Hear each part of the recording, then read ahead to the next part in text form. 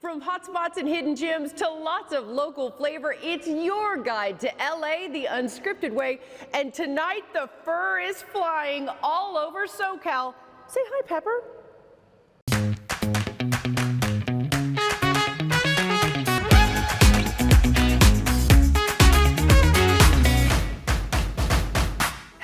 And welcome to LA Unscripted. I'm Dana Devin, and tonight we're exploring the wonderful world of California's most beloved residents, the furry ones.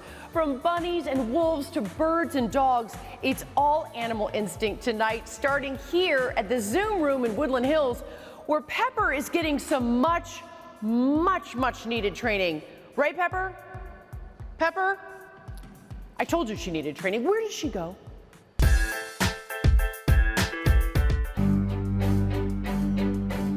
We need remedial level. Yeah, that's okay. For Pepper. This is Pepper. Here at Zoom Room, our motto is we don't train dogs, we train the people who love them. So all of the work is done with you and your dog. Pepper's food motivated just like me. That's okay. So we're a brand new dog training facility located in beautiful Woodland Hills. We offer group training for dogs. We do agility, obedience, tricks, puppy classes, private training. Oh, there we go. Look at you being the biggest little billy goat. Let's go. It is so crucial to get the proper training for your dog and the proper socialization. So once we spend some time with you and your dog, then we'll make an assessment and we will tell you what would be the best fit for you. Good girl, Pepper. We use hospital grade cleaner here. In addition, you might be noticing the pleasing aroma. It does not smell like dogs. We actually have a hotel diffuser that pumps in just amazing, great smelling scent that's not too overpowering, but we do like to keep it just feeling very inviting and clean and open. We have a beautiful retail area. We also do parties and all kinds of fun events. So a lot of times we'll partner with bakeries. We bring in dog cakes. We make our own doggy donuts in-house daily. We offer lots of great products. It's amazing. Oh my God. Look. Go, Pep, go get it. Here it comes, go see Mama. Yes. Oh, good girl. Yeah, right? If you bring your dog here, you know that it's clean, it's safe. Every dog that walks in our door has been vaccinated unless it's puppy preschool, and there's always a trainer present to monitor for safety. We do take under-vaccinated dogs, ages 2 to 4 months. We call it puppy preschool, and that is where we thoroughly extra clean the facility, and we allow a safe space for those very small puppies because they do need to be socialized. So we provide that safe space for that transition point in their lives. Okay, now we're gonna go up one. Yep, up one. Say over. Oh yeah, Yep, good. Perfect. Code word. Drop it. Say over. Over. Yes. Yes, good girl. Yay. LA is a dog city. Like, it is amazing. We love being in LA. We love the dog-friendly attitude here. Dogs are basically children, and more so to some people. Yes, Good agility girl. show dog before you know it. Good. Oh my God, That's I wish good. we had one of these in our neighborhood. Yes, we love it, we love it, we love it. You cannot be in a bad mood coming to work and being around dogs all day. For myself, it brings me such joy to get to be around the different dogs. I get to become friends with the owners. We genuinely take an interest in them and their lives, and we genuinely want to help. We want to further enrich the lives of dogs and humans. They say a happy dog is a trained dog, and this place definitely makes the training fun. Now, it's hard to believe that this little meatball is a direct descendant of the wolf, but what about the werewolf?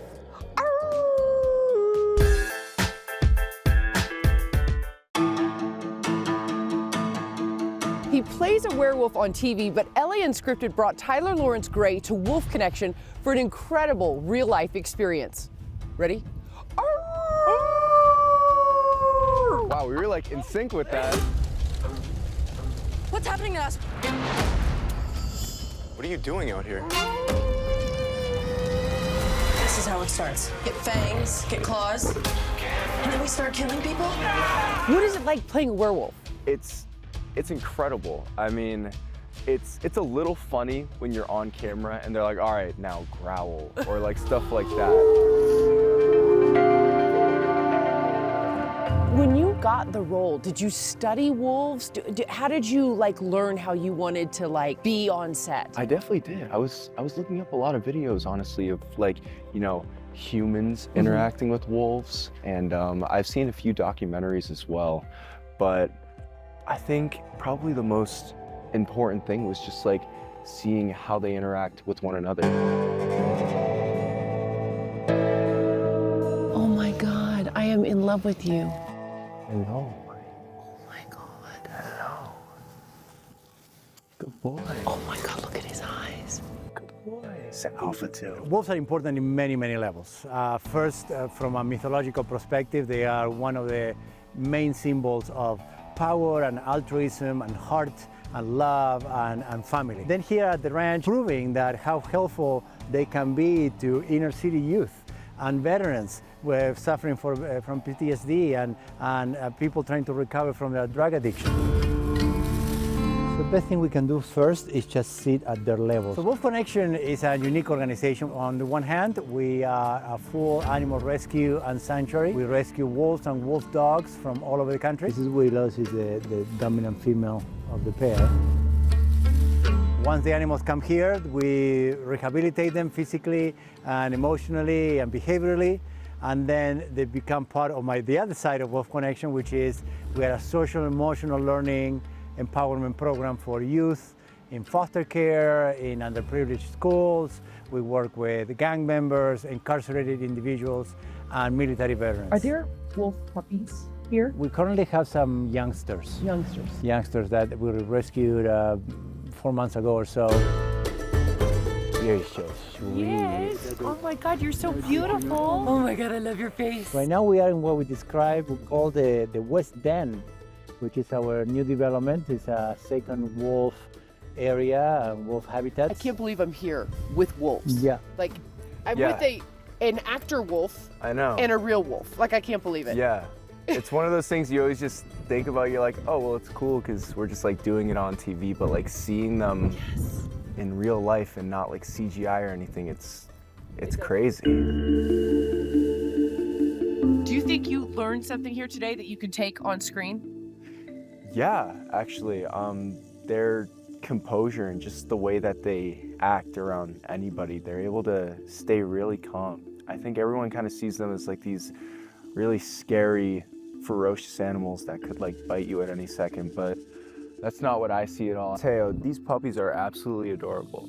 Oh, how can I have one? I want a pet wolf. So the best way to build a relationship with these animals is to become a sponsor. Someone that can help financially with the care, the feeding. These are puppies. They're going to be with us for perhaps 15, 16, 18 more years. A sponsor has the access to the best part, which is coming, hanging out, playing. Before I got into acting, I always wanted to work with animals, whether it was at like a sanctuary or anything like that. So I think I'll definitely take you up on that.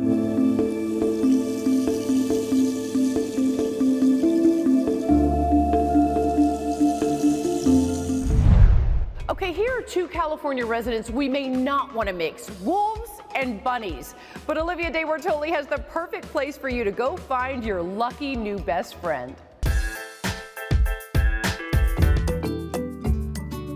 Bunnies are the third most popular pet in LA, and Bunny World Foundation is making sure they get good homes.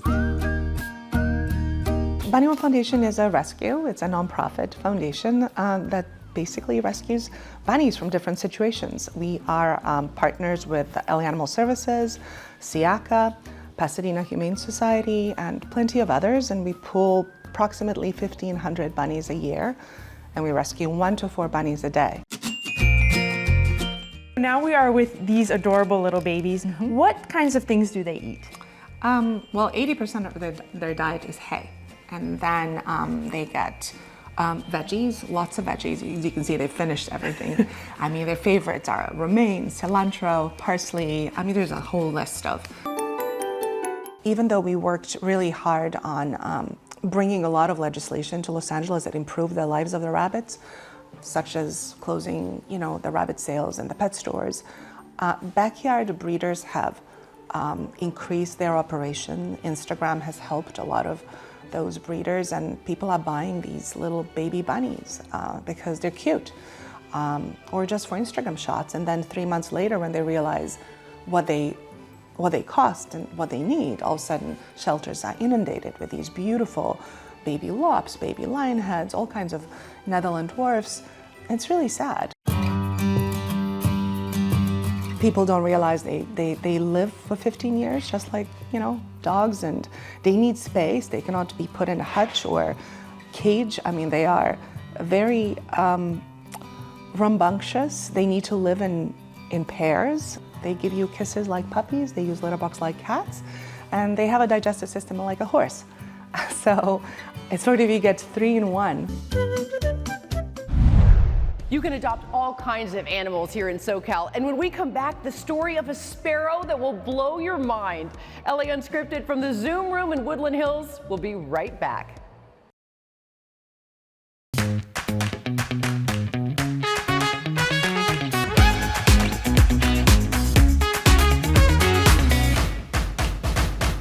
Welcome back to LA Unscripted. I'm Dana Devin, and this is the Zoom room in Woodland Hills, the perfect spot as we go off script in the animal world. This next story is one of my favorites and proves how no creature is too small to have a really big impact and its own documentary.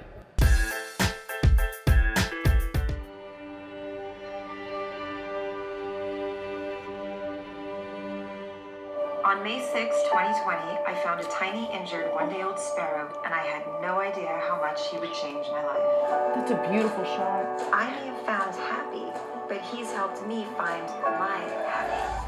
Hi, your eyes are starting to open. Hi, buddy. Hi. When I watched the first thing on your Instagram, I started crying.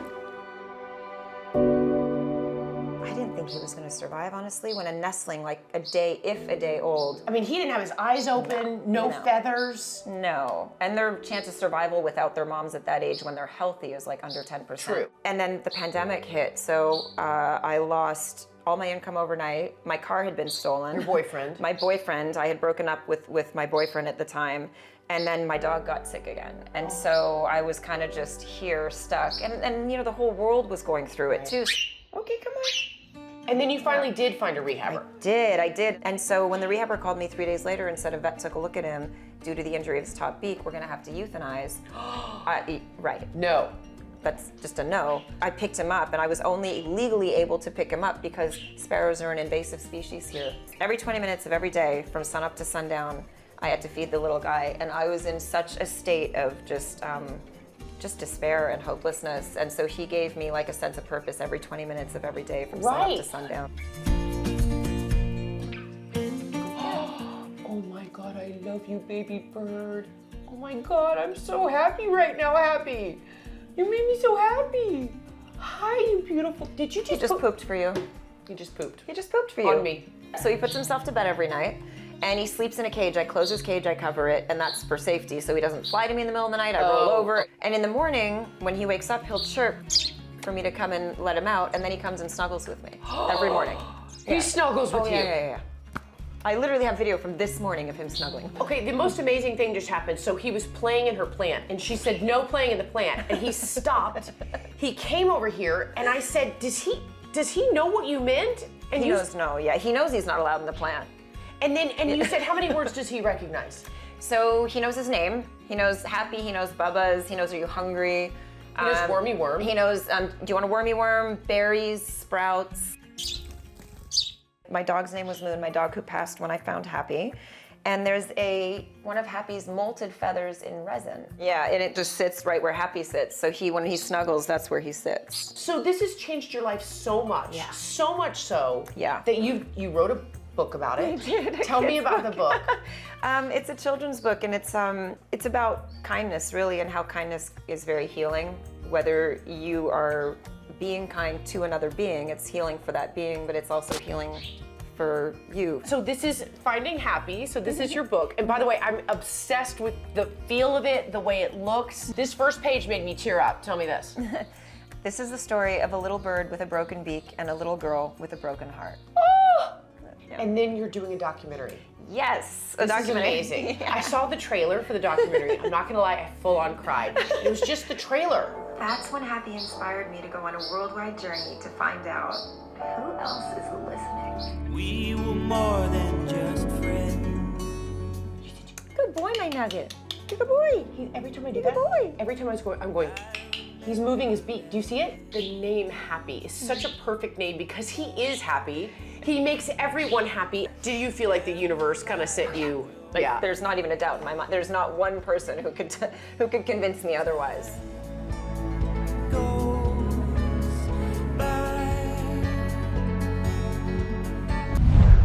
I loved Happy. I think I cried 3 times covering that story. It really is one of my all-time favorites. When we come back, more sweet creatures of SoCal. LA Unscripted returns in just a minute.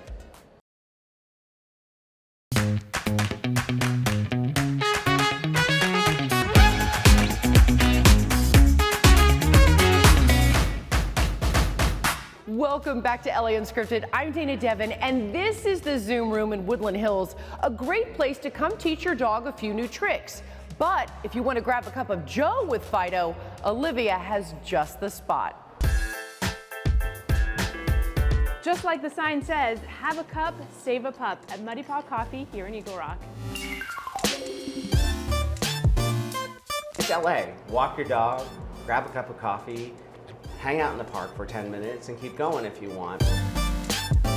Muddy Paw Coffee was founded in 2007 with the idea of what I call socialized business. I saw these guys in Katrina when it happened, rescuing these pit bulls out of deep water. And I was like, how do I help these unsung heroes that are making a difference in their community? And I had a lot of friends in the animal world that were doing stuff, and I figured, what could I do? I have a coffee roasting company, so that's how I started. But I ultimately wanted to build a place where people could have like a dog park and an big outdoor area to come and not only enjoy our product, but also bring their animals and enjoy the environment of that. So that's what we built here in Eagle Rock. We've worked with probably over 30 to 40 organizations in LA alone. All our shops are built for local here alone. We've raised, since we've opened Silver Lake, over $150,000 for organizations in LA. A couple times we've gone beyond that when the crisis is bigger than all of us. Last year we raised over $5,000 to build shelters outside of Ukraine when dogs and animals were displaced there in Poland. We always wanted to feel like community and local, and when I built this place from pretty much scratch, I just was given the walls and everything else and allowed to do what I'm doing in the back of the dog park.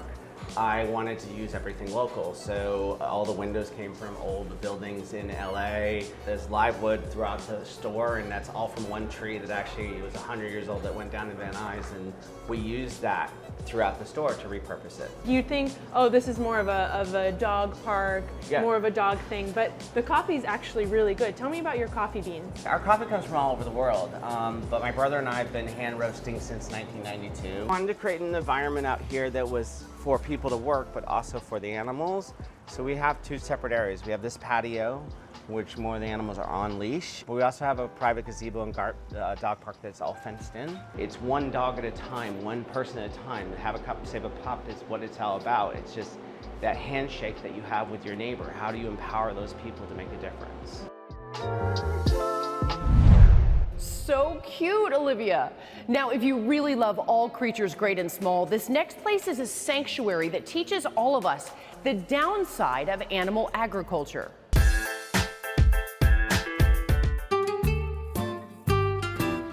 So it's just a 40-minute drive outside of LA in what we call the Farm Sanctuary. It sits on a 38-acre piece of land, and their mission is to save these adorable animals. Oh.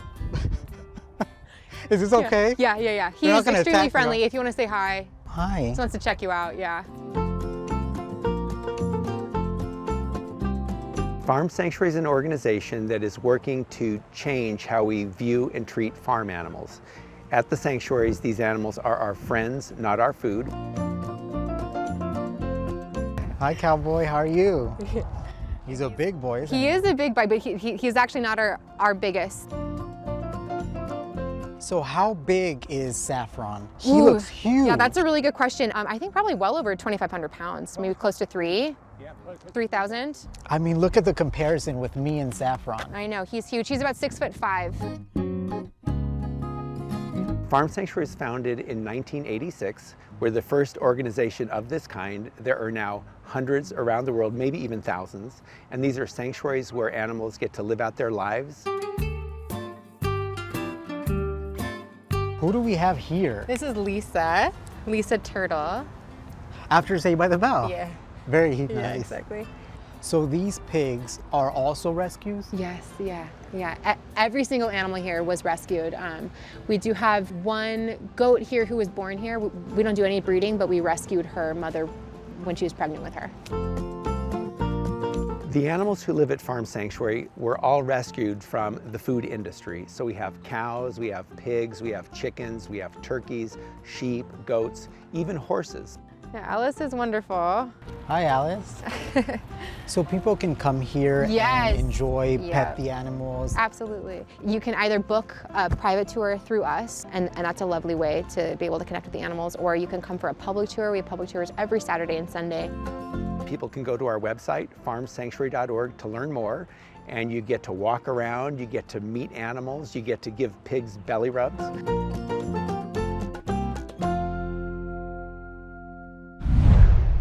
Pepper and I say thank you so much to the Zoom Room in Woodland Hills, and that is all the time we have for tonight. I hope you enjoyed this unscripted animal tale.